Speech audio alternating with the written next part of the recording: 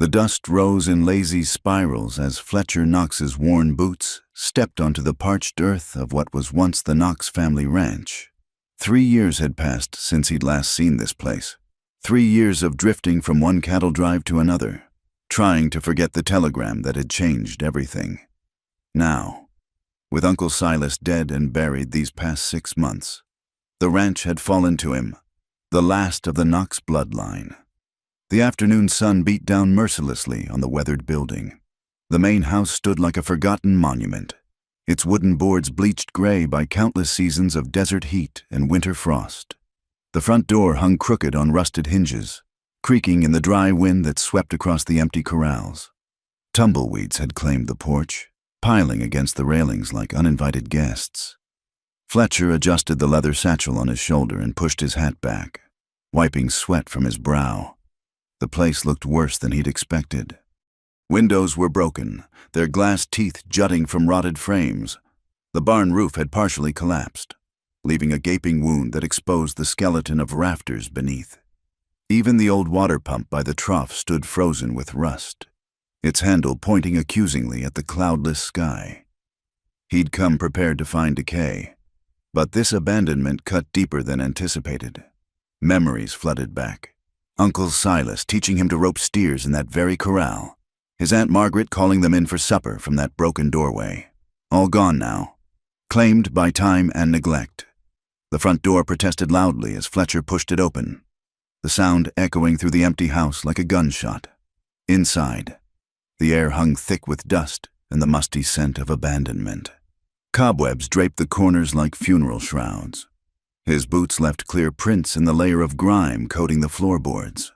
The parlor was a mess of overturned furniture and scattered papers.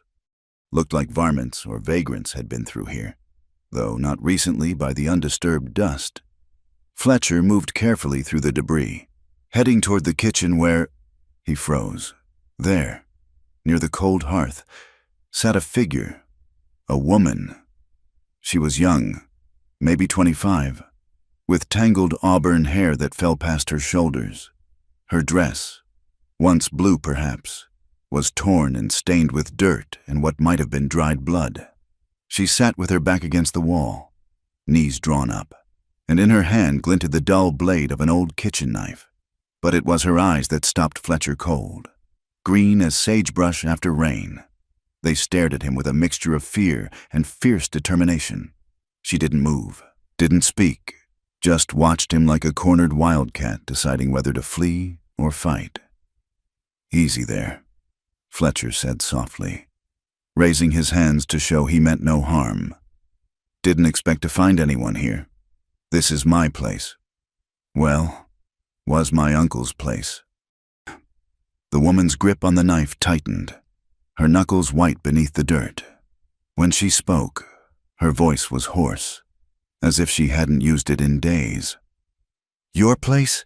A bitter laugh escaped her cracked lips. "Then you're too late. They've already been here. They'll come back." "Who's been here? Who's coming back?" She shook her head, pressing herself harder against the wall. Fletcher noticed the way she favored her left side, the careful way she held herself, injured, maybe, definitely scared. "Look, miss, I don't mean you any harm. Name's Fletcher Knox. Like I said, this ranch belonged to my family." He took a careful step backward, giving her more space. "You hurt? You need help?" "Help?" Another laugh, this one edged with hysteria. "There's no help. Not from you. Not from anyone. You should leave. Now. Before they come back and find you here." Fletcher studied her more carefully. Despite the dirt and desperation, there was something refined about her features, a quality that spoke of education and better circumstances. This wasn't some common drifter or saloon girl down on her luck. "I'm not going anywhere," he said firmly. "This is my land now, and I aim to—" "Your land?" She suddenly pushed herself to her feet, swaying slightly but keeping the knife pointed in his direction. "You think that matters to them? You think they care about deeds and ownership?" Her voice rose, cracking with emotion. "They killed the last man who owned this place. Your uncle, was it? They'll kill you too if you stay." The words hit Fletcher like a physical blow. "What did you say about my uncle?" The woman's eyes widened, as if realizing she'd said too much. She glanced toward the boarded windows, then back at him. The afternoon shadows were growing longer, painting dark fingers across the dusty floor. "Please," she whispered, and for the first time, Fletcher heard the true depth of her fear. "Please just go. You don't understand what's at stake here. Then explain it to me." Fletcher kept his voice calm, though his mind raced. Uncle Silas's death had been reported as natural causes. Heart failure, the doctor said. But now, the woman shook her head frantically. "There's no time. They come at nightfall, always at nightfall." She moved toward the back of the house, still clutching the knife. "I have to hide. You have to leave." "Wait." Fletcher followed her, careful to maintain distance. "At least tell me your name." She paused at the doorway to what had been his aunt's sewing room, looking back at him with those haunted green eyes. For a moment, he thought she wouldn't answer. "It doesn't matter who I am," she said finally. "I'm nobody. I'm already dead. They just haven't finished the job yet." "You're not dead. You're scared and hurt, but you're not dead." Fletcher made a decision. "And I'm not leaving. Whatever's going on here, whatever happened to my uncle, I aim to find out." The woman stared at him for a long moment, something shifting in her expression. Fear still dominated, but underneath flickered something else. Hope, perhaps, or at least a glimmer of possibility.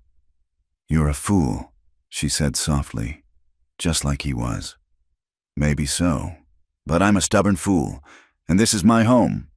Fletcher removed his gun belt slowly, setting it on a broken chair to show his peaceful intentions. "Now, how about you put down that knife and tell me what's really going on here, starting with who you are and why you're hiding in my ranch." The woman's hand trembled. The knife wavered. Outside, the wind picked up, rattling the loose boards over the windows. Somewhere in the distance, a coyote howled. Or was it something else?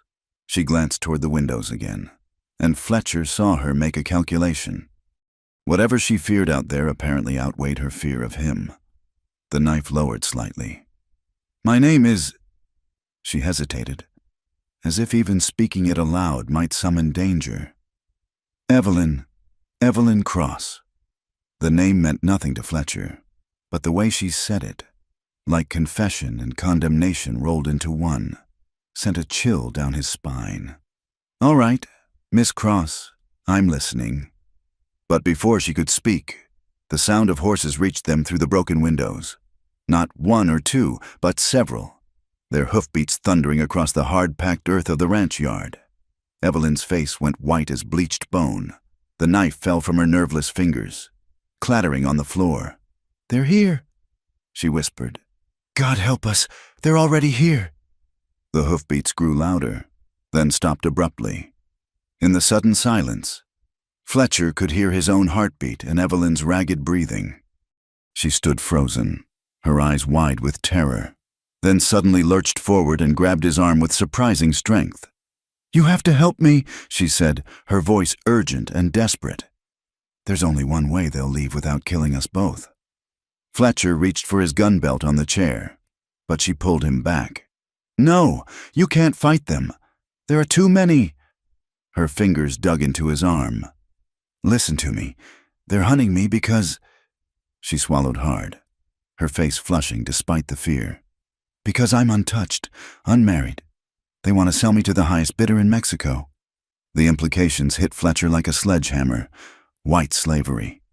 He'd heard whispers of such operations, but to have it standing right here in his uncle's house. "But if they think I'm already—" Evelyn's voice dropped to barely a whisper, her face burning with shame. "If they think I've already been claimed, they might leave. I'm worthless to them then." Fletcher stared at her, comprehension dawning. "You're asking me to—" "I'm not asking." Her voice turned hard as flint. She bent quickly and snatched up the fallen knife, but instead of pointing it at him, she pressed it against her own throat. "Either you help me with this deception, or I end it here. I won't let them take me." "Put the knife down," Fletcher said quietly, his mind racing. Outside, boots stomped on the porch, male voices rough and laughing. "Choose," Evelyn hissed. "Now." The front door burst open with a crash. Fletcher made his decision. He pulled Evelyn against him, messing her hair further, pulling at her torn dress to expose one shoulder. She gasped but didn't resist, understanding immediately. He yanked his own shirt loose, ran his hand through his hair to dishevel it. "Follow my lead," he whispered, then raised his voice to a lazy drawl. "Well now, looks like we got company, darlin'." 3 men stood in the doorway, silhouetted against the dying light. The one in front was tall and lean, with a face like weathered leather and eyes cold as winter stones. The other 2 flanked him, one short and stocky with a beer belly straining his vest, the other younger with a pockmarked face and nervous energy. "Gentlemen," Fletcher said, keeping Evelyn close with one arm while his other hand rested casually near where a gun should be. "This is private property. You're interrupting." The tall man's eyes swept over them, taking in their disheveled appearance, Evelyn's exposed shoulder, the way she pressed against Fletcher as if seeking protection. A slow, unpleasant smile spread across his face. "Well, well, looks like someone got here first." He stepped into the room, spurs jangling. "Name's Jake Thornton. These are my associates, Mr. Briggs and young Tommy here. We're looking for something that belongs to us." "Nothing here belongs to you," Fletcher said evenly. "This is Knox land." "Knox?" Thornton's eyebrows rose. "You'd be Silas Knox's nephew, then heard you might be coming around." His gaze shifted to Evelyn, who had buried her face against Fletcher's chest, trembling. "Funny thing, though, we tracked our missing property right to this very ranch. A young woman, about so high, auburn hair. Ring any bells?" Fletcher forced a laugh. "You boys been drinking. This here's my woman. Been waiting for me here while I was away. Ain't that right, sweetheart?" Evelyn nodded against his chest but didn't speak. Fletcher could feel her heart hammering against him. "Your woman?" Thornton took another step closer. The younger one, Tommy, had circled to the side, hand resting on his pistol. "Funny. She looks an awful lot like someone we're searching for. Teacher from Millbrook, Evelyn Cross, stole some things that didn't belong to her." "Don't know any teacher," Fletcher said. "This is Mary. Mary." He paused, thinking fast. "Mary Daniels. Known her since we were kids. We got ourselves engaged before I left for the cattle drives. She's been fixing up the place for when we get married." Briggs, the heavy one, spat tobacco juice on the floor. "She don't look like she's been doing much fixing. Looks more like she's been hiding." "Well now," Fletcher hardened his voice, letting some steel show through. "I don't much appreciate you boys coming into my home and insulting my intended. Man's got a right to privacy with his woman."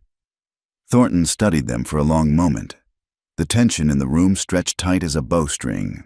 Then he smiled again, but there was no humor in it. "You know what I think? I think you're lying through your teeth. Mr. Knox, I think you just found our missing teacher here and decided to have yourself a little fun. Can't say I blame you. She's a pretty thing. But that doesn't change the fact that she has something we need. I told you, this is—" "Shut up." Thornton's voice cracked like a whip. "Tommy, go check the back rooms. Briggs, watch the door. Mr. Knox and I are going to have a civilized conversation." Fletcher felt Evelyn tense. If they searched the house, they might find whatever she was hiding. He needed to buy time, needed to think. "Now hold on," he said. "You can't just—" Thornton's gun appeared in his hand so fast Fletcher barely saw the draw. "I said shut up. Now, Miss Cross. And don't insult my intelligence by denying who you are. You're going to tell me where you hid those papers, or your friend here is going to have a very bad evening." Evelyn finally lifted her head. Her face was pale but composed, and when she spoke, her voice was steady. "I don't know what you're talking about." "No?" Thornton cocked the hammer. "Let's see if we can improve your memory. You took something from Judge Morrison's safe. Documents that could cause certain important people a great deal of trouble. We want them back." "Even if I knew what you meant," Evelyn said, "what makes you think I'd have them here?" because we tracked you here. Woman, you're not as clever as you think. Left quite a trail. Stage depot in Socorro, livery stable in Lincoln. The boy at the stable remembered a pretty teacher asking about abandoned ranches in the area. Thornton's smile was predatory. This was the third one we checked. Tommy emerged from the back rooms, shaking his head. Nothing, boss. Just old furniture and dust. Fletcher's mind worked furiously. These men were confident, too confident. They hadn't noticed his gun belt on the chair, partly hidden by his jacket. If he could just maneuver slightly to the right. Here's what's going to happen. Thornton continued. Miss Cross is coming with us. We'll have a nice long talk somewhere more private about those missing papers. As for you, Knox, well, your uncle was stubborn too. Didn't end well for him. The casual mention of his uncle's murder sent hot rage through Fletcher. But he kept his voice level. So you killed him. Heart failure, Thornton said mockingly. Amazing how sudden it can come on, especially when a man learns things he shouldn't know. Like what? That Judge Morrison is corrupt? That you're running girls across the border? Fletcher felt Evelyn's hand grip his shirt. A warning, maybe. But he pressed on. Must be profitable, selling innocents to Mexican brothels. Thornton's face darkened. You know too much for someone who just got here. Knox, makes me think you and Miss Cross have been talking. That's unfortunate. The gun swung toward Fletcher. In that instant, Evelyn moved. The knife she'd concealed flashed up and across, catching Tommy's gun hand as he reached for his weapon. He screamed, dropping the pistol. The distraction was all Fletcher needed. He shoved Evelyn behind him and dove for his gun belt. Thornton fired. The bullet splintering wood where Fletcher's head had been. Fletcher rolled, came up with his Colt in hand, and put a bullet through Briggs's shoulder as the big man tried to clear leather. Nobody move, Fletcher shouted. But Tommy, clutching his bleeding hand, was already running for the door. Thornton backed toward it as well. Gun still trained on Fletcher. This isn't over. Knox, he snarled. You just signed your death warrant, both of you. Get out, Fletcher said coldly, and take your trash with you. Thornton helped Briggs to his feet, the wounded man groaning and cursing. They backed out the door, Thornton's gun never wavering until they were outside. Fletcher heard them mounting up. Thornton shouting orders, "We'll be back, Knox, and we'll burn this place to the ground with you in it." The hoofbeats thundered away into the gathering darkness. Fletcher kept his gun trained on the door until the sounds faded completely, then slowly lowered it. His hands were shaking slightly from the adrenaline. He turned to find Evelyn standing against the wall, the bloody knife still in her hand. Her face was white as paper, but her eyes blazed with a desperate courage. "Thank you," she whispered. "You saved my life." "We saved each other," Fletcher corrected. That was quick thinking with the knife. He noticed she was swaying slightly. "You need to sit down." She shook her head. "There's no time.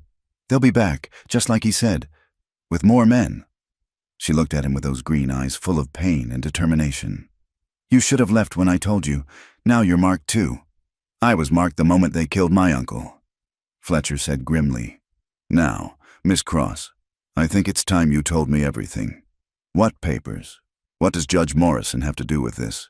And why are they so desperate to get you?" Evelyn set the knife down with shaking hands and sank into a broken chair. "It's a long story. We've got time. They won't attack at night, too risky. They'll wait for dawn." Fletcher reloaded his gun, his eyes never leaving the windows. "Start talking." The sound of distant horses had faded completely, but Fletcher knew they hadn't gone far. Men like Thornton didn't give up easily, especially when cornered prey had drawn blood. He moved to the window, peering through a crack in the boards as Evelyn began to speak. "I need to show you something," she said, rising unsteadily from the chair. "But first, help me move this." She led him to the back corner of the parlor, where an old cabinet stood against the wall. Fletcher noticed how she moved. Careful, deliberate, favoring her left side. Together, they shifted the heavy piece of furniture, revealing loose floorboards beneath. Evelyn knelt and pried up several boards with practiced ease. From the hiding space, she withdrew a leather satchel, clutching it to her chest like a lifeline.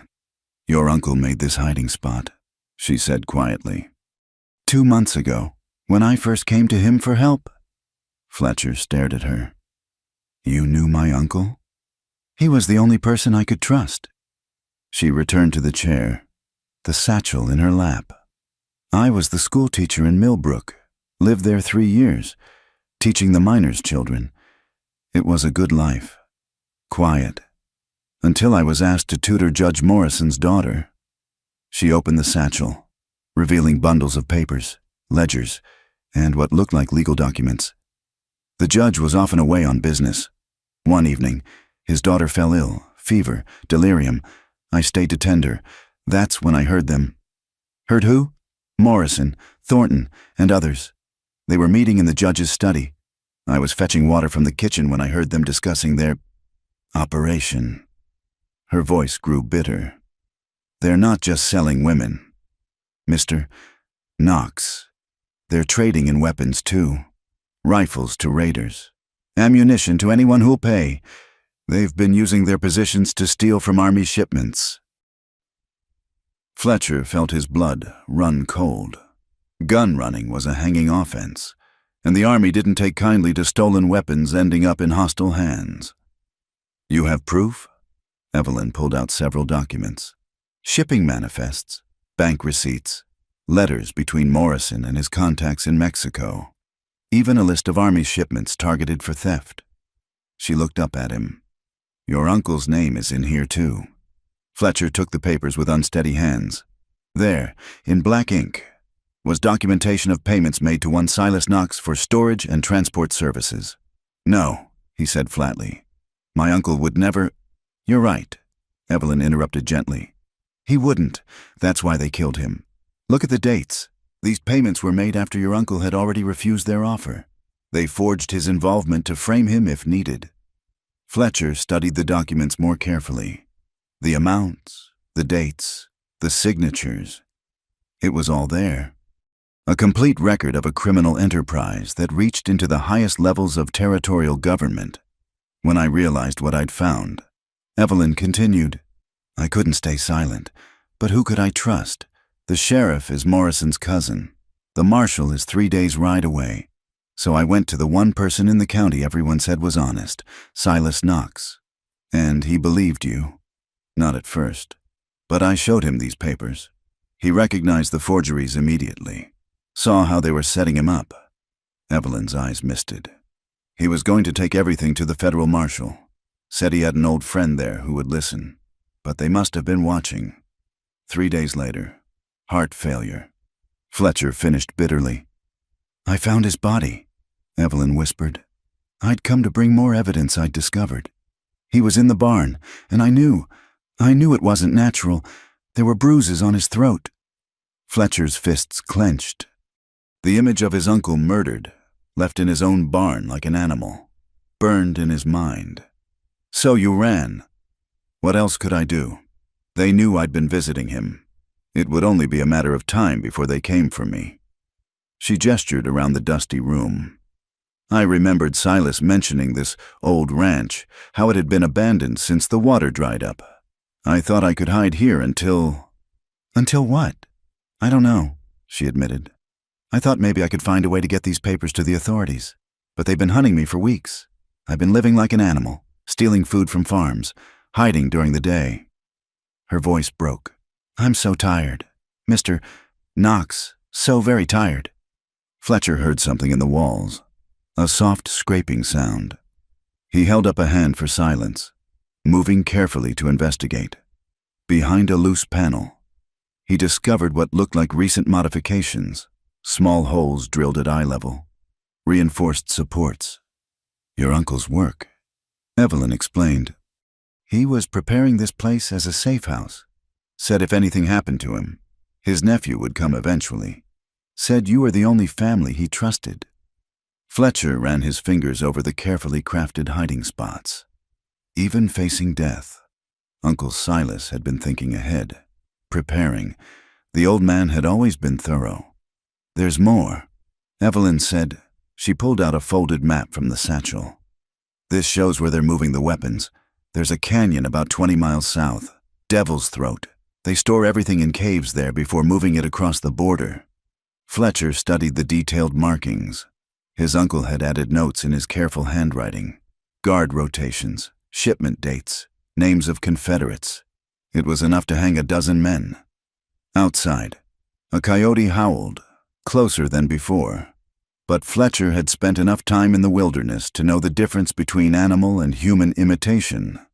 That was no coyote. "They're signaling," he said grimly. "Setting up positions for dawn, most likely." Evelyn clutched the satchel tighter. "Then we're trapped." "Maybe." Fletcher moved to another window, scanning the darkening landscape. "This place has been in my family for 40 years. Uncle Silas and I spent summers here as boys. I know every trail, every hiding spot." "You're thinking of running? I'm thinking of living to fight another day." He turned back to her. "Can you ride?" "Yes, but they took my horse when they almost caught me in Lincoln." Fletcher calculated quickly. His own mount was in the barn, but getting there meant crossing open ground. The well house offered some cover, and beyond that, the old smokehouse. If they could reach the cottonwoods by the dry creek.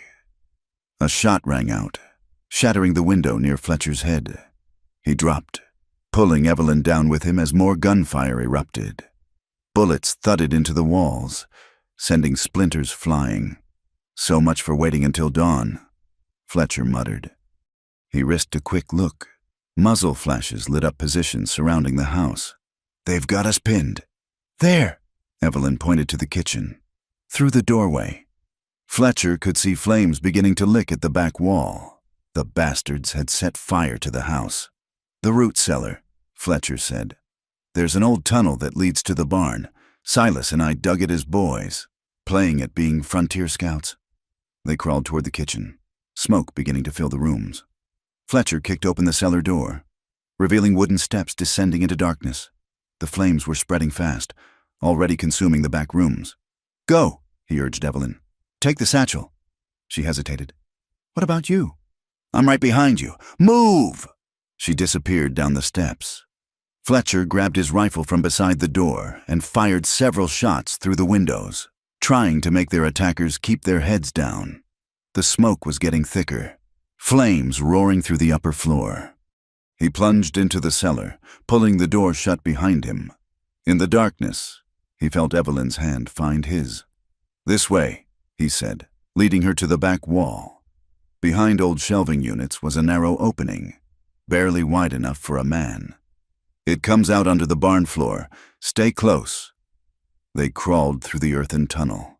The sound of gunfire and flames muffled above them. Dirt showered down with each impact. Fletcher tried not to think about the tons of earth overhead. Supported only by aging timbers his younger self had placed with more enthusiasm than skill, after what seemed like hours but was probably minutes. They emerged through loose floorboards into the barn. Fletcher's horse whinnied nervously. Smelling smoke. Outside, men shouted orders. The house was fully ablaze now, lighting up the night like a torch. "They'll think we're trapped inside," Fletcher whispered. "We've got maybe minutes before they realize otherwise." He saddled his horse with practiced efficiency, while Evelyn stuffed the precious satchel into saddlebags. The mare was nervous but well-trained, standing steady despite the chaos outside. "We ride double," Fletcher said, helping Evelyn mount. "There's a trail behind the barn that leads into the Badlands. Rocky ground, harder to track." They slipped out the back of the barn, keeping the building between them and the attackers. The fire's roar masked the sound of hooves as they walked the horse slowly into the darkness. Fletcher didn't dare mount until they were well away from the light. A shout went up behind them. Someone had noticed the barn door open. Fletcher swung up behind Evelyn, spurred the horse into a gallop. Gunshots cracked in the night, but they were already beyond effective range. They rode hard into the wilderness, the burning ranch falling behind them like a dying star. Evelyn held tight to the saddle horn, Fletcher's arms around her as he guided their mount through terrain he knew by heart. After an hour of hard riding, he finally slowed their pace. They were deep in the Badlands now, surrounded by towering rocks and twisting canyons. He guided the horse into a sheltered grove where a hidden spring kept a few cottonwoods alive. "We'll rest here," he said, helping her down. "They can't track us in the dark through this terrain." Evelyn's legs buckled as she dismounted, exhaustion finally overwhelming her. Fletcher caught her, lowering her gently to the ground. In the moonlight, he could see tears cutting tracks through the soot on her face. "You're home," she whispered. "I'm so sorry. It's gone because of me." "It's gone because of them," Fletcher corrected firmly. "And they'll pay for it. For everything, my uncle, the ranch, all of it." She looked up at him, those green eyes reflecting moonlight. "You don't have to do this." "You could ride away, start over somewhere else. Could you?" he asked. "Could you ride away knowing what they've done, what they'll keep doing?" She was quiet for a moment. Then, softly, "No, I couldn't. Then we do this together." Fletcher checked his weapons, counting ammunition. "We've got evidence that could destroy them. Now we need to get it to someone who'll act on it. The federal marshal? 3 days hard ride to Fort Summer. They'll expect that." Fletcher smiled grimly. "But I know another way. There's an army patrol that comes through Bitter Creek every week. If we can intercept them, they'll kill us before we get there. They'll try." He looked back toward the distant glow of his burning home. "But they just made a mistake. They think they're hunting a schoolteacher and a drifting cowhand. They don't know they're dealing with Silas Knox's nephew. And they don't know this country like I do." Evelyn managed a weak smile. "You sound very confident for a man who just lost everything." "Not everything," Fletcher said quietly. "I've still got my life, my guns, and a chance to see justice done. Uncle Silas would call that a fair hand to play." He spread his bedroll for her, insisting she rest as she settled against a rock, still clutching the satchel. Fletcher stood watch. The night was full of sounds, wind through stone, distant coyotes, the whisper of their horse cropping grass. Somewhere out there, Thornton and his men were searching, but Fletcher knew every waterhole, every hidden trail, every secret canyon in this harsh land. The knowledge Uncle Silas had passed down would serve them now. As dawn approached, painting the eastern sky pale pink, Fletcher allowed himself a moment of grief for what was lost. Then he pushed it aside. There would be time for mourning later. Now, there was only survival and the promise of justice. The first pale light of dawn was just touching the canyon walls when Fletcher heard them, the distant baying of dogs and the thunder of many hooves. He'd been expecting this. Thornton wasn't the type to give up easily, especially not with so much at stake. "Evelyn," he said quietly, touching her shoulder. She came awake instantly, the fear returning to her eyes. "They're coming? With dogs this time?" She scrambled to her feet, clutching the satchel. "How far?" "Maybe an hour behind.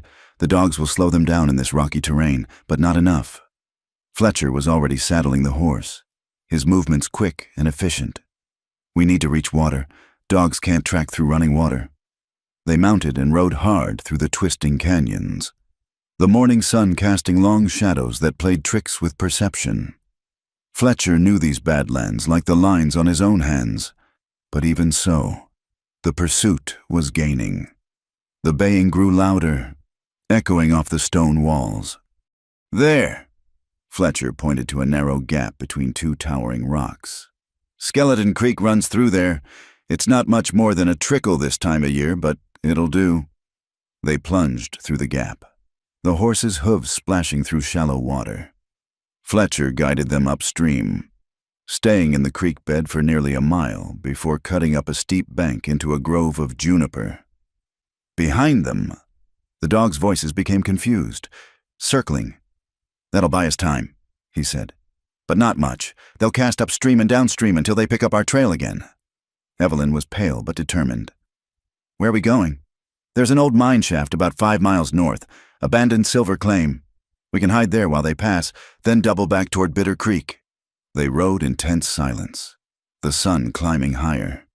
Fletcher constantly checked their back trail, watching for dust or movement. The horse was tiring, carrying double weight over rough ground.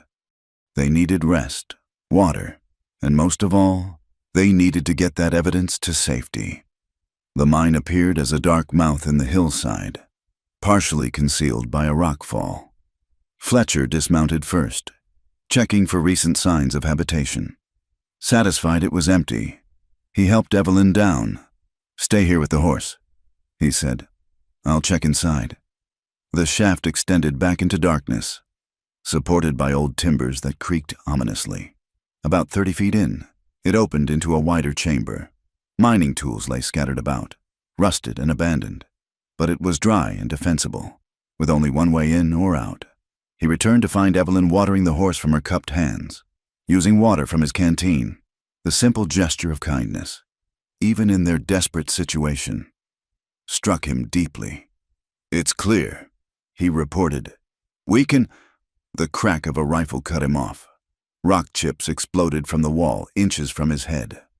Fletcher grabbed Evelyn and dove behind a boulder as more shots rang out.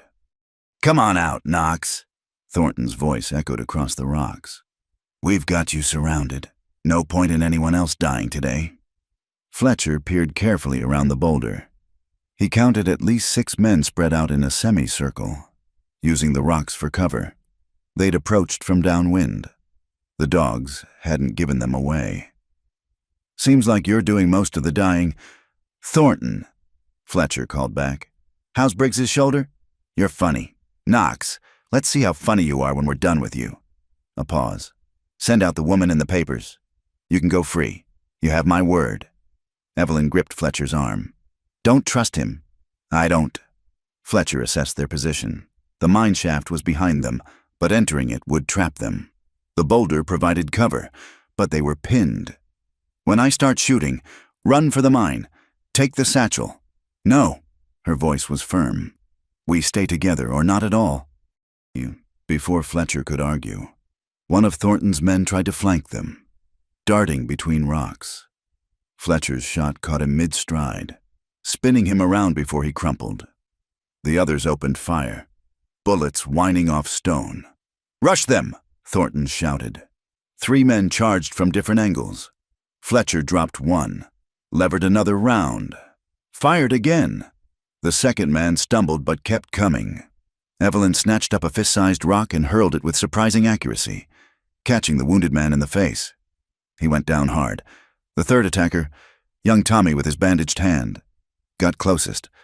Fletcher's rifle clicked empty. He reversed it, swinging the stock like a club. It connected with a satisfying crunch, and Tommy collapsed. "The mine!" Fletcher grabbed Evelyn's hand, and they ran. Bullets chased them into darkness. Fletcher counted steps, remembering the shaft's layout. 20 feet, turn left, 30 feet, the chamber. They stumbled into the wider space, gasping. "They'll come after us," Evelyn panted. "Let them try." Fletcher reloaded his rifle. "1 man at a time through that narrow shaft. We can hold them off. Until we run out of ammunition, or until they decide to smoke us out." Fletcher had already considered this possibility. "But there's another option." He felt along the back wall until he found what he was looking for. A narrow crack in the rock, barely visible in the dim light filtering from outside. Air moved through it, suggesting it opened somewhere. "Miners sometimes broke through into natural caves," he explained. "If we can widen this—" Gunfire erupted from the shaft entrance, bullets ricocheting wildly in the confined space. Fletcher returned fire, driving them back. In the brief respite, he grabbed a rusty pickaxe. "Keep them busy," he told Evelyn, handing her his pistol. "Just fire toward the entrance every few seconds. Don't worry about hitting anything." She nodded, taking position behind an overturned ore cart. Fletcher attacked the crack with desperate energy. The rock was fractured, crumbling under his assault. Behind him, Evelyn fired steadily, making their attackers cautious. "Knox!" Thornton's voice echoed down the shaft. "This is your last chance." Fletcher's pickaxe broke through. Cool air rushed in, carrying the scent of deep earth. The opening was small, but they could squeeze through. He peered inside, a natural cave system, stretching into darkness. "Evelyn, come on!" She fired 2 more shots, then scrambled to join him. Fletcher helped her through the opening first, passing the satchel and weapons after her. He took one last shot down the shaft, then squeezed through himself. They found themselves in a limestone cave, formations of stalactites hanging like stone icicles. Fletcher struck a match from his pocket, revealing a passage leading deeper into the mountain. "Move," he urged. "They'll figure out where we went soon enough." They pressed forward, Fletcher using precious matches to light their way. The cave system was extensive, branching in multiple directions. He chose passages that seemed to lead upward, hoping to find another exit. Behind them, shouts echoed weirdly through the stone chambers. Their pursuers had found the opening, but in the maze of caves, tracking would be nearly impossible. After what felt like hours of climbing, scrambling, sometimes crawling through narrow spaces, they saw light ahead, not matchlight, daylight. They emerged through a crack in the rocks onto a steep hillside, blinking in the afternoon sun. Fletcher oriented himself quickly. They were on the north side of the mountain, miles from where they'd entered. Below, the desert stretched out, and in the distance, he could see the road to Bitter Creek. "We did it," Evelyn breathed, then swayed on her feet. Fletcher caught her, noticing for the first time how pale she was. Her dress was torn in multiple places, revealing bruises and cuts from their flight through the caves. Blood seeped from a gash on her arm he hadn't seen before. "You're hurt." "It's nothing. We need to keep moving." But Fletcher was already tearing strips from his shirt to bind her wounds. "Thornton will assume we're heading for the main road. He'll try to cut us off." He pointed to a line of green in the distance. "That's Willow Springs. There's a ranch there. The Morgans. Good people. They'll help us." "Can we trust them?" "John Morgan rode with my uncle in the Rangers. If we can't trust him, we can't trust anyone." They began the descent, Fletcher supporting Evelyn when she stumbled. The horse was gone, either captured or run off, so they were on foot. The sun beat down mercilessly, and their water was running low. By late afternoon, they reached the springs. The Morgan ranch sat peacefully in a grove of cottonwoods, smoke rising from the chimney. Dogs barked as they approached, bringing a weathered man to the porch, rifle in hand. "John Morgan," Fletcher called out. "I'm Silas Knox's nephew. We need help." Morgan lowered the rifle, his eyes widening. "Fletcher? Good Lord. Boy, what happened to you?" They stumbled onto the porch, and suddenly, Mrs. Morgan was there, clucking over Evelyn's injuries, ushering them inside. The interior was cool and dim. Blessed relief after their ordeal. "Silas's nephew," Morgan repeated, studying Fletcher. "He spoke of you often, said you were the only one in the family worth a damn. Begging your pardon, ma'am," he added to his wife. "Mr. Morgan," Fletcher said urgently. "We don't have much time. There are men hunting us, Jake Thornton and his gang. They killed Uncle Silas." Morgan's face hardened. "I suspected as much. That story about heart failure never sat right." He noticed the satchel Evelyn still clutched. "What's in there that's worth killing for?" Fletcher looked at Evelyn, who nodded. They spread the documents on Morgan's table, explaining quickly about the gun running, the corruption, Judge Morrison's involvement. Morgan's expression grew darker with each revelation.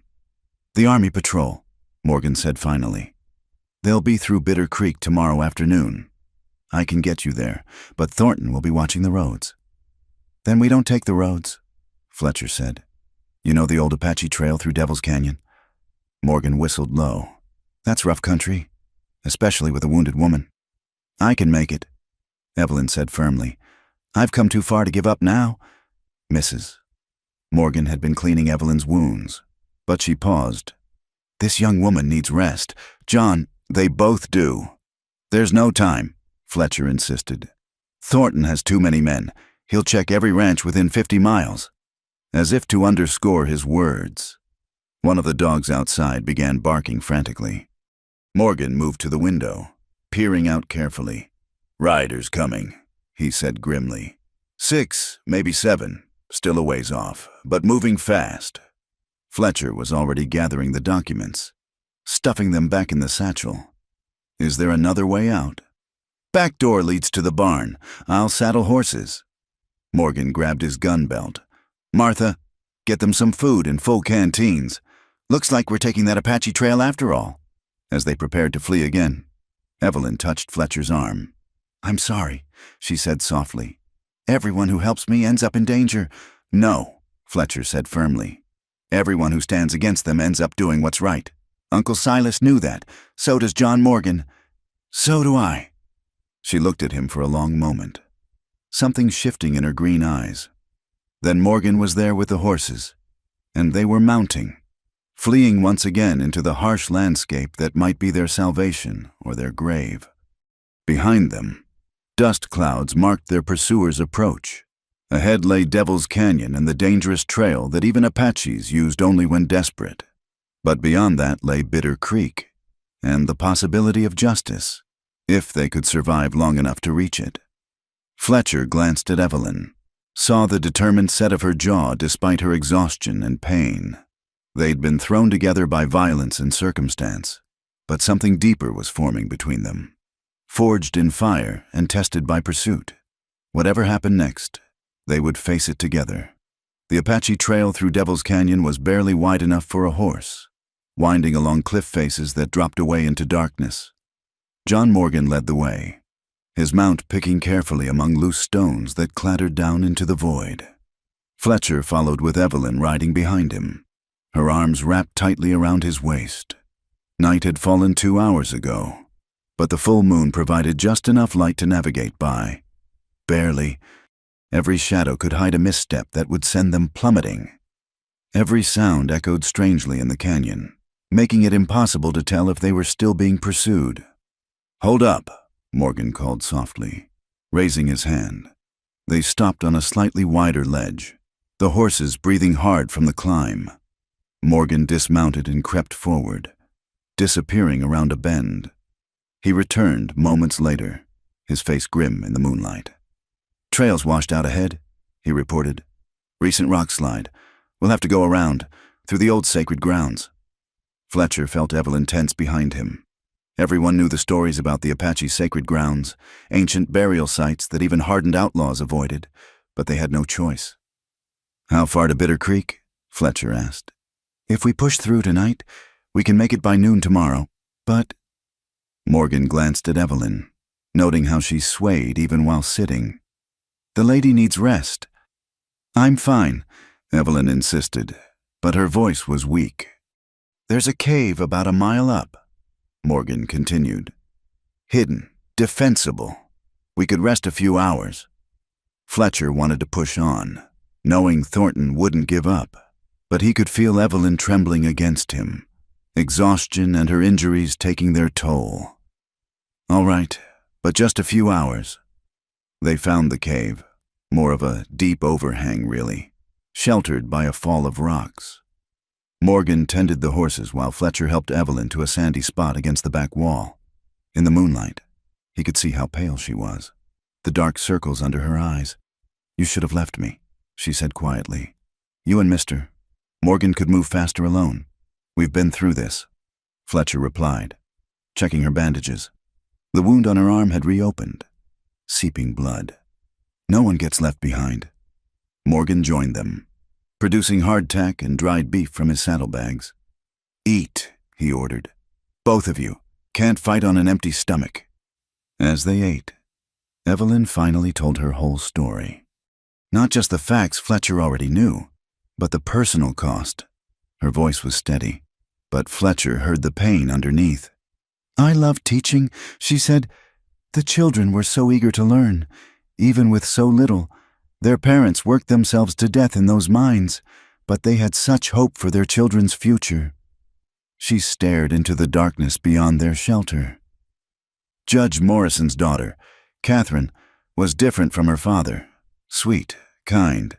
She didn't know what monster she lived with. What happened to her? Morgan asked gently. When her father realized I'd discovered his secrets, he told everyone Catherine had died of fever. But I saw them taking her away in a closed carriage. I think... Her voice caught. I think he sold his own daughter rather than risk her talking. The silence that followed was heavy with horror. Fletcher felt rage building in his chest, not just for his uncle now, but for all the innocents destroyed by Morrison's greed. My Mary was about Catherine's age, Morgan said quietly. Died of real fever 5 winters ago. If anyone had... He didn't finish, but his hand moved to his gun. They sat in silence for a while, each lost in dark thoughts. Then Evelyn spoke again, so softly Fletcher almost missed it. I wasn't completely honest before, she said, about why they want me so badly. Fletcher waited, sensing this was difficult for her. Judge Morrison, he had plans for me. Before I found those documents, he said a schoolteacher would make a respectable wife, help his political ambitions. When I refused him, she shuddered. He said he'd have me one way or another. Finding those papers just gave me a reason to run that people might believe. Fletcher's hands clenched into fists. The thought of Morrison forcing himself on Evelyn, using his power to trap her, made his blood burn. Another reason to see him hang. If we live that long, Morgan muttered, then stood abruptly. Speaking of which, I'll take first watch. You two rest. He moved to the cave mouth, rifle in hand. Fletcher spread his blanket for Evelyn, but she caught his hand as he started to move away. Stay, she said simply. Please, I don't want to be alone with my thoughts. Fletcher settled beside her, careful not to presume, but she moved closer, resting her head against his shoulder. He could feel her trembling. Whether from cold or memory, he couldn't tell. I'm frightened, she admitted. Not of dying, I accepted that possibility weeks ago, but of dying with this truth buried, of Morrison and Thornton continuing their evil, of more girls like Catherine disappearing. That won't happen, Fletcher said firmly. We'll get those papers to the army. Morrison will face justice. You sound so certain. I am. He looked down at her face, pale in the moonlight. My uncle used to say that evil wins when good people stop fighting. We haven't stopped. We won't stop. She was quiet for a moment. Then, he was a good man. Your uncle. He talked about you constantly. Said you were too wild for your own good, but that you had your grandmother's heart, fierce and true. He said that. Also said you couldn't cook worth a damn and your singing could scare off wolves. Fletcher chuckled despite everything. Both true, I'm afraid. Sing for me anyway. The request surprised him. Now? Please, something quiet, something... She searched for words. Something that isn't about death and running in fear. Fletcher thought for a moment, then began softly singing an old lullaby his mother used to hum. His voice was rough, untrained, but in the quiet cave it didn't matter. He felt Evelyn relax against him, her breathing deepening. That's nice, she murmured. What's it called? Shenandoah. Ma used to sing it when storms scared us kids. My mother sang Black is the Color, Evelyn said drowsily. Haven't heard it since she died. Fletcher hummed a few bars of that one too, half remembered from distant childhood. Evelyn's hand found his, their fingers intertwining naturally, despite the danger, despite everything. This moment felt right. Fletcher? Her voice was barely a whisper. Yes. If we don't make it tomorrow, I want you to know, I'm glad it was you who found me. Glad I'm not alone at the end. We're going to make it, he said firmly. Both of us. That's a promise. She squeezed his hand and said nothing more. Soon her breathing evened out in sleep. Fletcher stayed awake, watching over her, thinking about how much had changed in just 2 days. He'd come home to claim an inheritance and instead found a purpose, and perhaps something more. Morgan appeared silently beside him. Get some rest, son. I'll watch. Can't sleep. Morgan studied him knowingly. She's a brave woman. Reminds me of your Aunt Margaret, steel wrapped in silk. Uncle Silas would have liked her, Fletcher agreed. He did like her. Told me she had the courage to stand when everyone else would run. Morgan paused. He also told me if anything happened to him, I was to help you however I could. So here I am." Fletcher felt his throat tighten. Even in death, his uncle was watching over him. "Thank you, John." "Don't thank me yet. Tomorrow's ride will be hard. Thornton's no fool. He'll have men watching the approach to Bitter Creek. We'll need to be clever." "Any ideas?" Morgan smiled grimly. "A few. There's an old buffalo hunter's trail that comes in from the north. Rough going, but it avoids the main routes. If we time it right, we can reach the Army patrol before Thornton knows we're there." They discussed details quietly while Evelyn slept. Outside, the moon traced its path across the sky. Somewhere in the darkness, their enemies searched, but for now, in this small cave, they had found a moment's peace. Near dawn, Evelyn stirred. Her eyes opened, momentarily confused, then focused on Fletcher's face. "You stayed." "Promised I would." She sat up slowly, wincing. "How long until we ride?" "Soon," Morgan said, returning from checking the horses. "Trail's clear as far as I can see. We push hard. We can make Bitter Creek by midday." They prepared quickly, sharing the last of the water and food. Evelyn moved stiffly, but didn't complain. Fletcher helped her mount, noting the determined set of her jaw. Whatever happened today, she wouldn't give up. As they led the horses back onto the narrow trail, the first light of dawn painted the canyon walls gold and red. Beautiful and treacherous, much like the territory they navigated, both physical and emotional. "Ready?" Fletcher asked. Evelyn nodded, patting the satchel secured to the saddle. "Mr. Morgan, I haven't thanked you properly for risking—" "Save it for after," Morgan interrupted. "Thank me by living through this and seeing those bastards hang." They rode out into the growing light, 3 small figures against the vastness of the canyon. Behind them lay a trail of violence and loss. Ahead waited either justice or death. But Fletcher found himself thinking less about the documents they carried and more about the woman riding with him, her courage, her determination, the way her hand had felt in his during the night. His uncle had always said the most valuable things in life came when you weren't looking for them. Fletcher was beginning to understand what he meant. The sun climbed higher, and they climbed with it, up out of Devil's Canyon toward whatever fate awaited in Bitter Creek. The sacred grounds were behind them now, but Fletcher couldn't shake the feeling that they rode with ghosts. Silas Knox, Catherine Morrison, all the unnamed victims of Morrison's greed. Justice for them all rode in a leather satchel on a tired horse, protected by a schoolteacher's courage and a cowboy's promise. It would have to be enough. The buffalo hunter's trail was more suggestion than path, winding through sagebrush and over rocky ridges that seemed determined to slow their progress. By mid-morning, they could see Bitter Creek in the distance, a small cluster of buildings shimmering in the heat haze. But between them and the town lay open ground with precious little cover. Morgan reined up behind a stand of desert willows, studying the terrain with the eye of an old scout. "There," he pointed to dust clouds rising from the main road. "Thornton's men, watching for us." Fletcher counted at least 3 separate groups positioned to intercept anyone approaching the town. "They've got every approach covered." "Not every approach," Morgan said thoughtfully.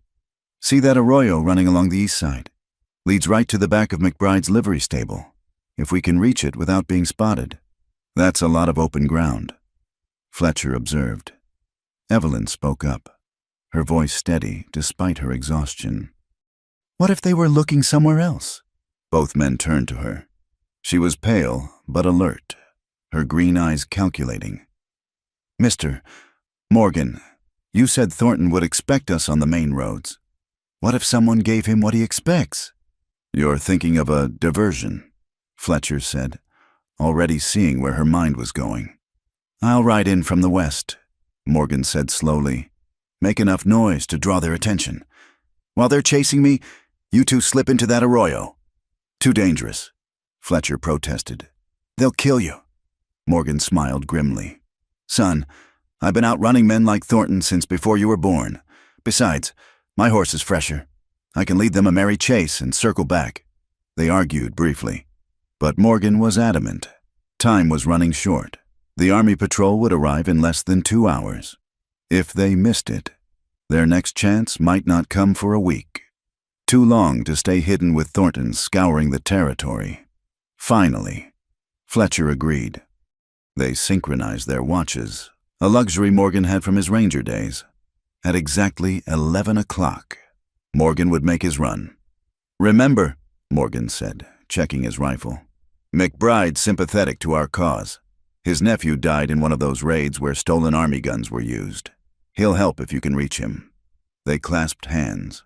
Then Morgan rode off to circle west. Fletcher and Evelyn dismounted, leading their tired horse to the edge of the open ground. The arroyo was maybe 300 yards away, not far unless you were being shot at. "When we run, don't stop," Fletcher instructed. "No matter what happens, keep going." Evelyn nodded, clutching the satchel. "Fletcher, if something happens to me—" "Nothing's going to happen. Listen to me."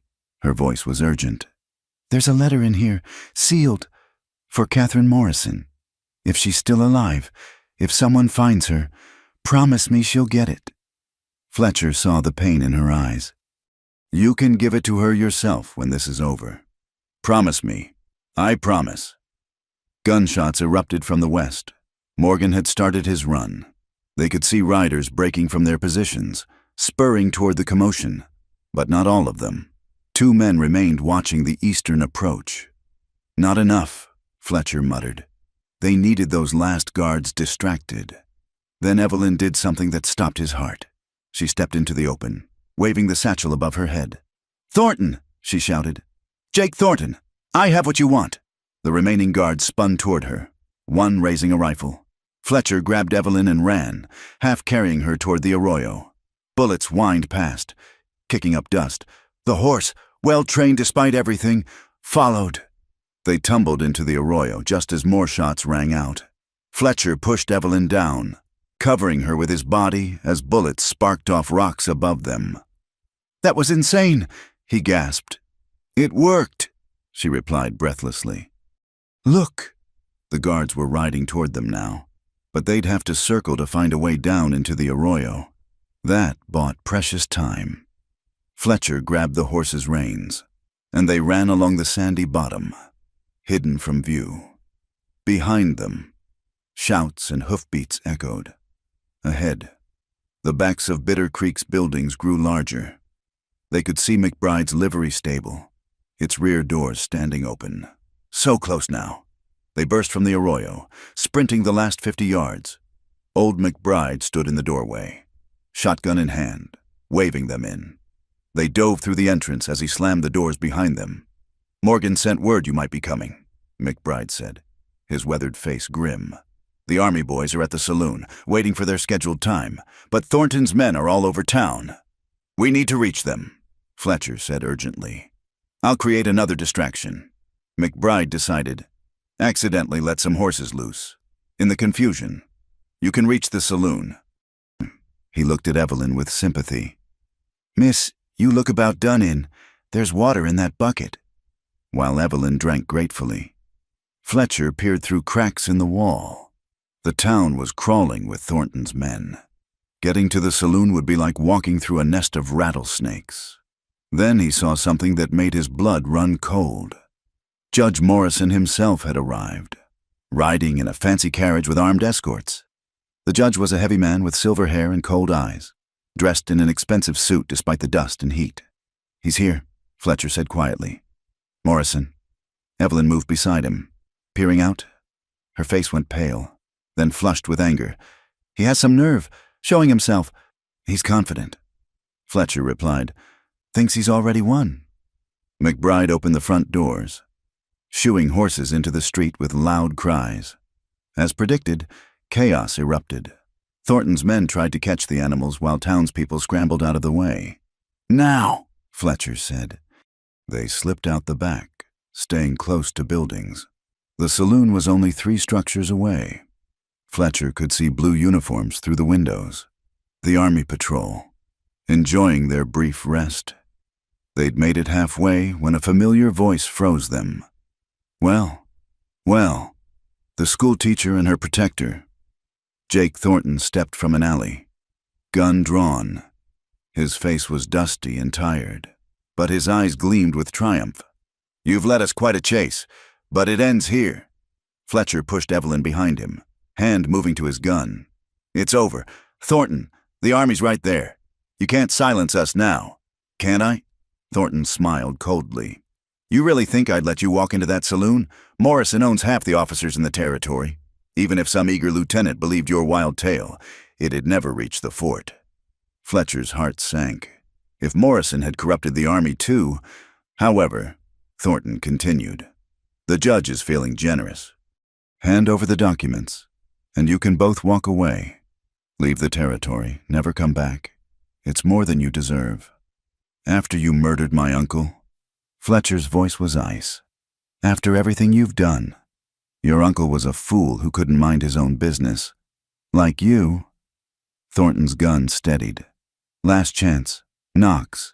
The papers for your lives." Fletcher heard Evelyn move behind him. "No," she said firmly. "Too many people have died for the truth. We won't bury it now." "Pity." Thornton's finger tightened on the trigger. The gunshot was impossibly loud in the narrow space between buildings. But it wasn't Thornton's gun. It was Fletcher's. He'd drawn and fired in one smooth motion. Years of practice compressed into a heartbeat. Thornton looked surprised as he fell, blood spreading across his shirt. His gun clattered into the dust. Shouts erupted. Men running. Morrison's voice bellowing orders. Fletcher grabbed Evelyn's hand. "The saloon! Now!" They ran, bursting through the bat-wing doors as more guns opened up behind them. Inside, soldiers scrambled for weapons. Drinks forgotten. A young lieutenant with sharp eyes and captain's bars stood quickly. "What's the meaning of this?" "Captain," Fletcher gasped. "I'm Fletcher Knox. This is Miss Evelyn Cross. We have evidence of gun running and murder that reaches to Judge Morrison himself. We need your protection." The captain, his uniform identified him as Captain William Harper, looked skeptical, but his expression changed as bullets shattered the saloon windows. "Take cover," Harper barked. His men responded instantly, overturning tables, returning fire. In the chaos, Evelyn thrust the satchel at Harper. "Read these," she shouted over the gunfire. "Shipping manifests, murder contracts, everything." Harper grabbed the papers, scanning quickly. His face darkened with each page. "Sergeant Mills, send a rider to the fort. Tell Colonel Bradley we need reinforcements. And have him bring the federal marshal. Morrison owns officers." Fletcher warned. "Thornton said—" "Thornton lied," Harper interrupted grimly. "Colonel Bradley's been investigating weapons disappearing from Army shipments for months. This evidence is exactly what we need." The shooting outside intensified. Morrison's voice could be heard offering rewards for anyone who stormed the saloon. But the townspeople, who'd suffered under Morrison's corruption, weren't eager to attack federal troops. "Captain," one of the soldiers called. "They're pulling back. Looks like they're heading for the road." "Running," Harper said with satisfaction. "They know it's over." He turned to Fletcher and Evelyn. "You two have done a great service. These documents will see Morrison and his entire organization brought to justice." Evelyn swayed, the tension finally leaving her. Fletcher caught her as she started to fall, lowering her gently to a chair. "It's over," he told her softly. "You did it." She looked up at him with those green eyes, now bright with tears. "We did it, together." Captain Harper was already organizing his men, sending riders in multiple directions. Morrison wouldn't get far. Too many people wanted him caught now that his power was broken. John Morgan appeared in the doorway, dusty but grinning. "Heard there was some excitement. Everyone all right?" "Thanks to you," Fletcher said gratefully. "Your diversion worked perfectly. Least I could do for Silas's nephew." Morgan's expression grew serious. "Your uncle would be proud. Son, you finished what he started." Outside, the town was coming alive. People emerged from buildings, talking excitedly. The shadow that had lain over Bitter Creek and the surrounding territory was lifting. Justice, long delayed, was finally arriving. Fletcher knelt beside Evelyn's chair. "What will you do now? The school in Millbrook will need a teacher again." She shook her head. "Too many memories, too much pain." She hesitated, then asked, "What about you? Your ranch is gone. Land's still there." Fletcher said, "I can rebuild. Make it what Uncle Silas always dreamed, a real working ranch." He took a breath, then plunged ahead. "I'll need help. A partner. Maybe." Evelyn studied his face. "Are you asking me to go into the cattle business, Mr. Knox?" "I'm asking you to consider it," he replied carefully. "After everything settles, after you've had time to heal, to decide what you want." She was quiet for a long moment, then smiled, the first real smile he'd seen from her. "I think I'd like that. A new beginning, something built on truth instead of lies." Captain Harper approached, holding a sealed letter from the satchel. "Miss Cross, this is addressed to Catherine Morrison. Do you know where she might be?" Evelyn's expression grew sad but hopeful. "Check the convents in Santa Fe. Her mother's sister is a nun there. If Catherine escaped, that's where she'd go." Harper nodded. "We'll find her. And with these documents, we'll find all of Morrison's victims. You have my word." As the afternoon sun slanted through the bullet-riddled windows, Fletcher helped Evelyn to her feet. She leaned against him, exhausted but victorious. They walked to the door together, looking out at the town that was already beginning to heal. "Thank you," she said softly, "for believing me, for standing with me when you could have walked away." "Thank you," he replied, "for reminding me what's worth fighting for." They stood together in the doorway. Two people who'd found each other in violence and desperation, now looking toward a future neither had expected. The road ahead wouldn't be easy. There would be trials, testimony, the slow work of rebuilding, but they would face it together, bound by shared danger and growing affection. Justice had come to Bitter Creek at last, carried in a leather satchel by a brave schoolteacher and delivered by a cowboy's gun. It was, Fletcher thought, exactly the kind of ending Uncle Silas would have appreciated. The moon hung low over Devil's Throat Canyon, casting long shadows across the rocky terrain.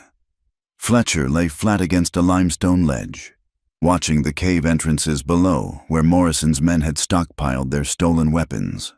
Beside him, Captain Harper studied the layout through field glasses while Evelyn crouched between them, having insisted on coming despite their protests. "Just like your information said," Harper whispered. "I count 12 guards, maybe more inside the caves." It had been 3 days since the confrontation in Bitter Creek. Morrison and his remaining men had fled here, to their stronghold, thinking the remote canyon would protect them. They hadn't counted on Evelyn's detailed knowledge of their operations or Fletcher's determination to see justice done completely. "The main cache is in the largest cave," Evelyn pointed out quietly. "That's where they store the rifles before moving them south. The smaller caves hold ammunition and supplies." Fletcher studied the guard positions. "They're nervous. Look how they keep checking the canyon entrance." "They should be," Harper replied grimly. "My men have both ends blocked, but I'd prefer to take Morrison alive if possible. He has information about other corrupt officials. He won't surrender," Evelyn said with certainty. "He'd rather die than hang." Fletcher had positioned 20 soldiers around the canyon under cover of darkness. The plan was simple. Wait until dawn when the guards would be tired, then strike fast. But plans, as Fletcher had learned, rarely survived first contact with reality. A commotion below caught their attention. Men emerged from the main cave, dragging someone between them. In the moonlight, Fletcher could see it was a young woman, her dress torn, her face bruised. Evelyn gasped. "Catherine! That's Catherine Morrison!" The judge's daughter was alive, but clearly had suffered greatly. They watched in horror as Morrison himself emerged, his silver hair gleaming in the moonlight. He struck his daughter across the face, sending her sprawling. "Change the plan," Fletcher growled.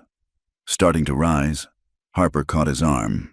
"Wait, we stick to—" But Evelyn was already moving, before either man could stop her. She'd slipped over the ledge and was climbing down the rocky slope. Fletcher cursed under his breath and followed, leaving Harper frantically signaling his men. They descended quickly, using shadows and boulders for cover. Below, Morrison continued to rage at his daughter. "You thought you could betray me, your own father. You're just like your worthless mother." Catherine struggled to her feet, defiant despite her fear. "Mother was right to leave you. You're a monster." Morrison raised his hand again, but a voice rang out from the darkness. "Touch her again and you're dead. Morrison!" Everyone froze. Evelyn stepped into the open, a borrowed rifle steady in her hands. Fletcher emerged beside her, his own weapons ready. The guards scrambled for cover, unsure where to aim in the darkness. Well, Morrison's voice dripped contempt. "The schoolteacher and her cowboy. Come to play hero. Come to see you hang." Fletcher replied coldly. "It's over, Morrison. The army has you surrounded?" Morrison laughed, an ugly sound. "The army? You think I've survived this long without insurance?" He grabbed Catherine, using her as a shield. "Tell your soldier friends to back off, or I'll kill her right here." "You're going to kill me anyway," Catherine said with remarkable calm. "Just like you killed Mother." "Shut up!"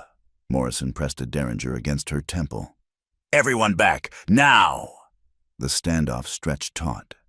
Fletcher could see Harper's men moving into position, but any shot risked hitting Catherine. They needed a distraction, something to break Morrison's focus. Evelyn provided it. "Catherine," she called out, "I have your letter, the one you wrote asking for help. I'm sorry I couldn't come sooner." Catherine's eyes widened with hope. That moment of connection was all Fletcher needed. His shot was perfect, hitting Morrison's gun hand. The derringer flew into the darkness as Morrison screamed. Chaos erupted. Harper's men charged from all sides. Gunfire exploded through the canyon as Morrison's guards tried to fight their way out. Fletcher dove behind a wagon, pulling Evelyn with him as bullets whined overhead. "Catherine?" Evelyn tried to go after the girl, but the crossfire was too intense. Through the smoke and confusion, Fletcher saw Morrison retreating toward the main cave, clutching his wounded hand. 2 guards covered his retreat. If he reached the weapons cache— "Cover me!" Fletcher told Evelyn, then broke from cover. He sprinted across open ground, bullets kicking up dust around his feet. 1 guard turned toward him, but Evelyn's shot dropped him. The 2nd guard fell to Harper's men. Morrison reached the cave entrance and disappeared inside. Fletcher followed without hesitation. The cave was dark, lit only by scattered lanterns. Crates of rifles lined the walls. Boxes of ammunition were stacked like cordwood. In the back, Morrison frantically tried to light a fuse with his good hand. "Going to blow it all!" Morrison snarled. "If I can't have it, no one can." Fletcher shot the fuse from his hand. "It's over, Morrison. Come out peaceful-like." Morrison laughed wildly. "Peaceful? You killed my men, turned my daughter against me, destroyed everything I built." He pulled another derringer from his coat. "You want justice? Here's justice." He turned the gun not on Fletcher, but on himself. Fletcher lunged forward, but the shot echoed through the cave. Morrison crumpled, his reign of terror ending with his own hand. Fletcher stood over the body, feeling no satisfaction. Justice would have been a trial, exposure of all Morrison's crimes. This was just another death in a long line of deaths. He emerged from the cave to find the battle ending. Harper's men had overwhelmed the defenders. Those who survived were being rounded up, hands bound. And there, in the middle of it all, Evelyn knelt beside Catherine Morrison, holding the girl as she sobbed. "It's over," Evelyn murmured. "You're safe now? It's all over?" Fletcher joined them, helping Catherine to her feet. Despite her ordeal, she stood straight, her father's strength turned to better purpose. "Miss Cross," she said formally, "thank you for coming.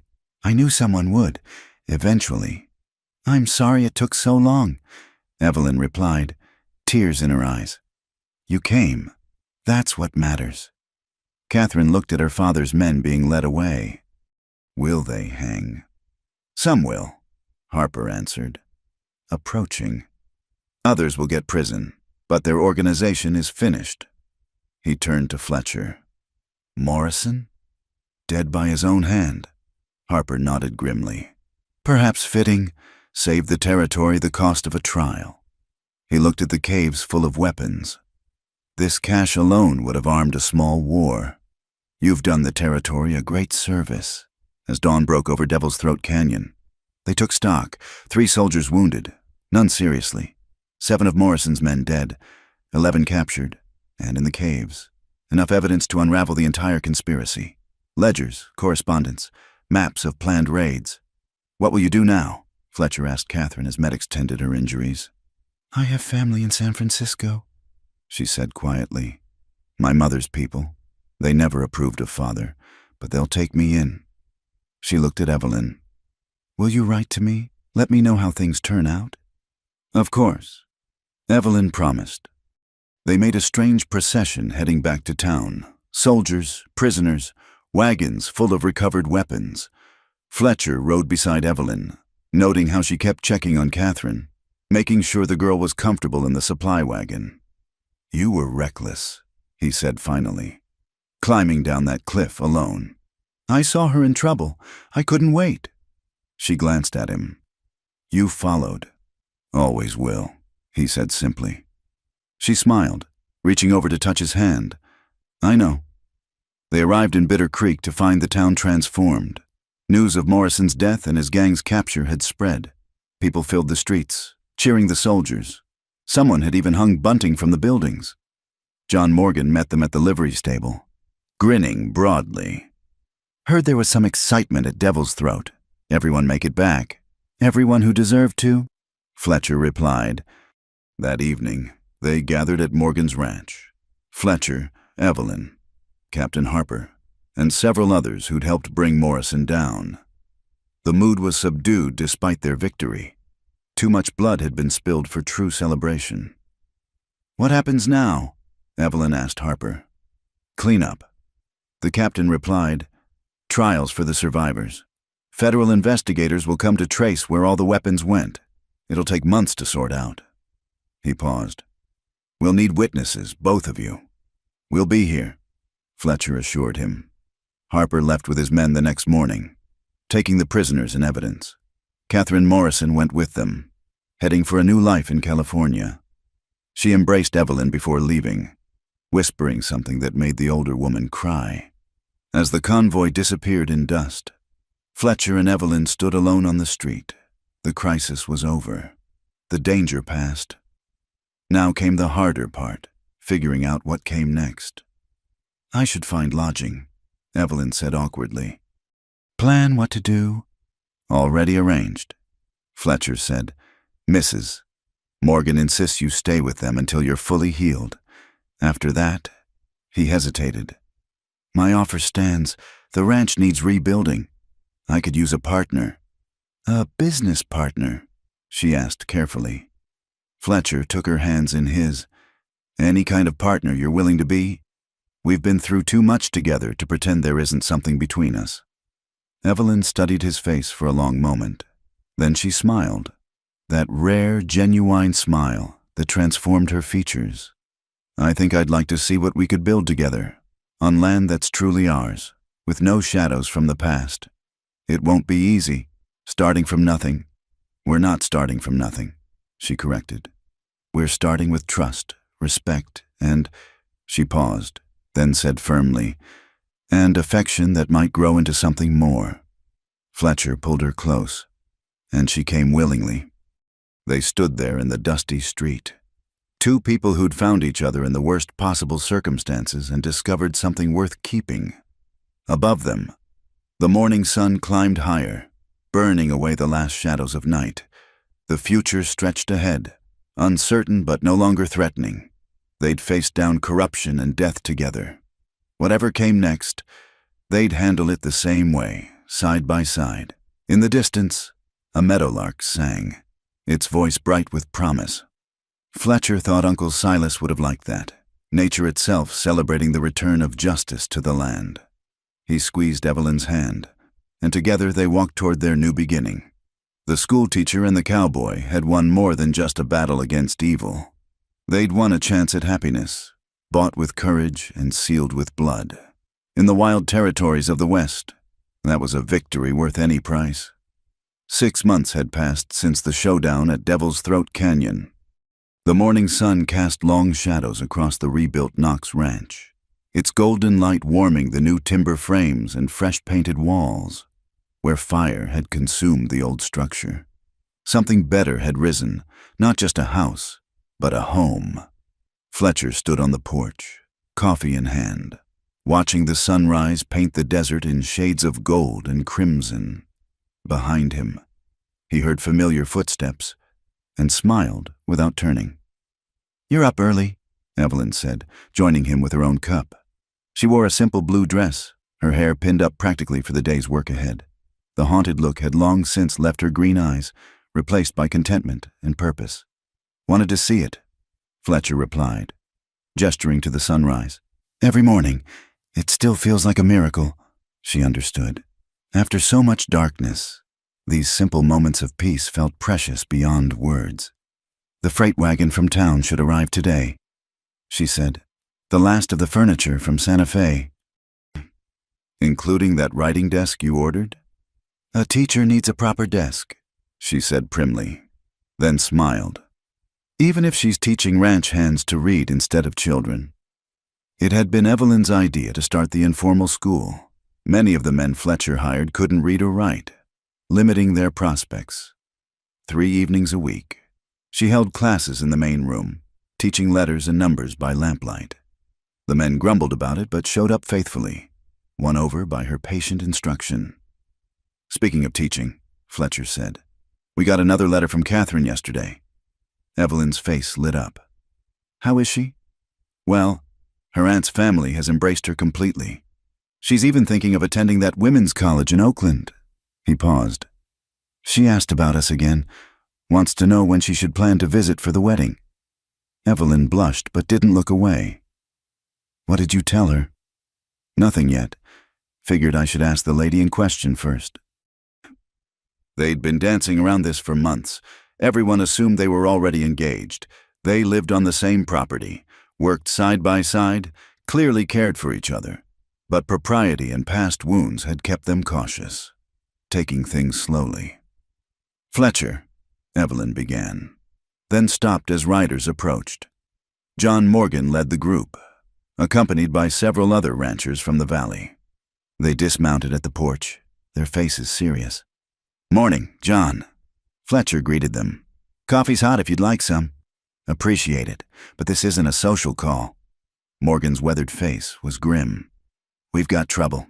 Rustlers hit the Baxter place last night. Took 30 head of cattle." Fletcher set down his cup. "Anyone hurt?" "Young Tommy Baxter tried to stop them. He's alive, but barely. Doc says it's touch and go." Evelyn gasped. She knew the Baxter boy, had taught him his letters just last month. "How many rustlers?" 6, maybe 7. Professional job." Morgan looked at Fletcher meaningfully. "They left a message, said the Knox Ranch is next." Fletcher felt Evelyn tense beside him. They'd known this peace couldn't last forever. With Morrison's organization shattered, other predators had moved in to fill the void. These rustlers had been hitting ranches throughout the territory, growing bolder with each success. "When?" Fletcher asked simply. "Tonight, most likely. They seem to favor the new moon." Fletcher nodded. "Then we'll be ready." After the ranchers left to spread the warning, Fletcher found Evelyn in the kitchen, checking the loads in his pistol. Her hands were steady, but he saw the tightness around her eyes. "I won't let them destroy what we've built," she said quietly. "We won't," he corrected. "This isn't like before. Evelyn, we're not running. We're not alone." She looked up at him. "I know, it's just, I thought we were done with violence. In this territory, violence is never done with us. We just learn to meet it when it comes." He covered her hands with his. "But we face it together." As word spread, help arrived. Cowboys from neighboring ranches rode in, rifles across their saddles. By afternoon, 20 men had gathered, ready to defend the Knox spread. Even old McBride from town showed up with his scattergun. "You helped clean out the Morrison nest," he told Fletcher. "Least we can do is return the favor." They prepared carefully. Men took positions around the ranch buildings. Others hid in the barn and corral. Fletcher posted lookouts on the high ground. If the rustlers wanted to fight, they'd get more than they bargained for. As darkness fell, Evelyn moved among the defenders with food and coffee, her presence steadying nervous men. She'd changed into a divided riding skirt and carried a rifle comfortably. The frightened schoolteacher of 6 months ago had become a frontier woman, strong and capable. "Evelyn," Fletcher called her aside. "I want you in the house when this starts." "No," her voice was firm. "I'll be where I'm needed." "Evelyn, we face things together, remember? Your words." Before he could argue further, a whistle came from the lookouts. Riders approaching, moving quiet and fast. Fletcher took his position behind the water trough. Around him, men readied weapons. The rustlers came in confident, expecting easy pickings. Their leader, a bearded man in a long duster, rode right up to the gate. "Knox," he called out, "we're here for your cattle. Stand aside and no one gets hurt." Fletcher stood, rifle ready. "Turn around and ride out. Only warning you'll get." The rustler laughed. "7 of us, 1 of you. Not good odds. Friend." "Count again," Fletcher said. All around the yard, men stood from concealment. Rifle barrels gleamed in the moonlight. The rustlers found themselves surrounded, outgunned 3 to 1. The bearded man's confidence evaporated. "Now hold on. Drop your weapons," Fletcher commanded, "nice and slow." For a moment, it seemed they might comply. Then one rustler went for his gun. The night exploded in gunfire. Fletcher dropped the man who drew, then dove for cover as bullets filled the air.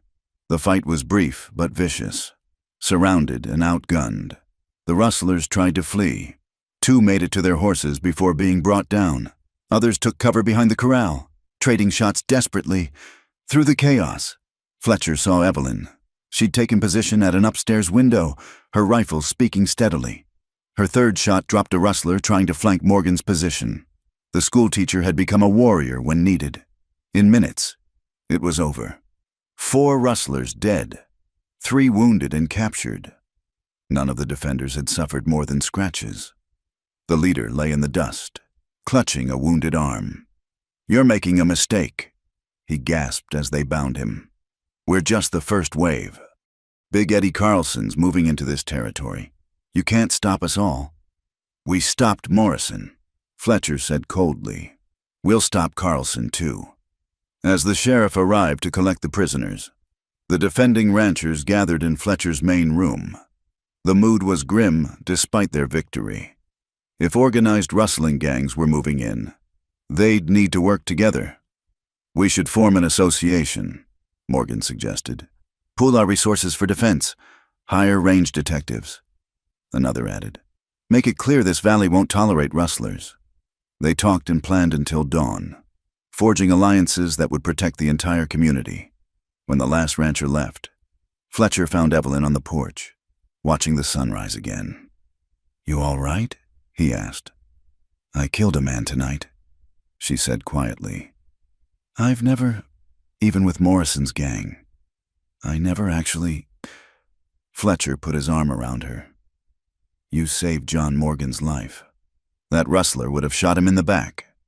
"I know. And I'd do it again to protect our home, our friends." She leaned into him. "It's just hard, becoming someone I never thought I'd be." "You're still the same woman," Fletcher said. "Brave, compassionate, willing to stand for what's right. That hasn't changed." She was quiet for a moment, then turned to face him fully. "Fletcher Knox, I have something to say." He waited, seeing determination fill her eyes. 6 months ago, you asked me to be your partner. I said yes to the business partnership, but we both know there's more between us." She took a breath. "I'm tired of dancing around it. I love you. I have for months. And if you're willing, I'd like to make this partnership complete in every way." Fletcher's heart soared. "Are you proposing to me, Miss Cross?" "I suppose I am. Someone had to." She smiled, vulnerable and brave at once. "So what's your answer, Mr. Knox?" Instead of words, Fletcher kissed her. When they finally parted, both were breathless. "Yes," he said simply. "Forever, yes." They were married a month later in the Bitter Creek Church, with John Morgan giving the bride away and Captain Harper standing as best man. Catherine Morrison made the trip from California to attend, tears of joy streaming down her face as her former teacher found happiness. The reception was held at the ranch, tables groaning under food contributed by every family in the valley. Cowboys who'd learned their letters at Evelyn's kitchen table toasted the schoolmarm who'd tamed Fletcher Knox. Children ran between the tables while a fiddle played and couples danced under the stars. As the evening wound down, Fletcher and Evelyn slipped away to the hill overlooking their land. Below them, the ranch spread out in the moonlight, buildings solid and strong, fields ready for planting, cattle peaceful in their pastures. "No regrets?" Fletcher asked. "None," Evelyn replied, her wedding band catching the light. "This is home. This is right." They stood together, looking out over what they'd built from ashes and determination. The future stretched ahead, full of challenges they'd face as they always had, side by side, honest and true. In the distance, a coyote called to its mate across the desert. Evelyn smiled and reached up to unpin her hair, letting it fall free in the evening breeze. Tomorrow there would be work, always work on a ranch. But tonight was theirs. Fletcher swept his bride into his arms, carrying her toward their home as she laughed. Behind them, the wedding guests continued their celebration, but ahead lay their private future. Two souls who'd found each other in darkness and chosen to walk together into the light. The virgin woman who'd hidden in a deserted ranch had found so much more than safety. She'd found love, purpose, and a strength she never knew she possessed. And the man who'd returned to claim an inheritance had discovered that the greatest treasures couldn't be measured in land or cattle, but in the courage of a woman's heart and the home they'd build together. Their story would be told around campfires for years to come. How a schoolteacher and a cowboy stood against corruption, faced down death, and carved out a piece of happiness in the unforgiving frontier. It was a tale of the Wild West at its finest, where justice mattered, courage counted, and love could bloom even in the harshest ground. As the stars wheeled overhead and the ranch settled into peaceful slumber, Mr. and Mrs. Fletcher Knox began their true adventure, not of gunfights and pursuits, but of shared mornings, whispered endearments, and the quiet heroism of building a life together one day at a time. The end had become a beginning, and their love story, forged in fire and sealed in hope, would endure as long as the desert winds blew and the sun rose over the American frontier.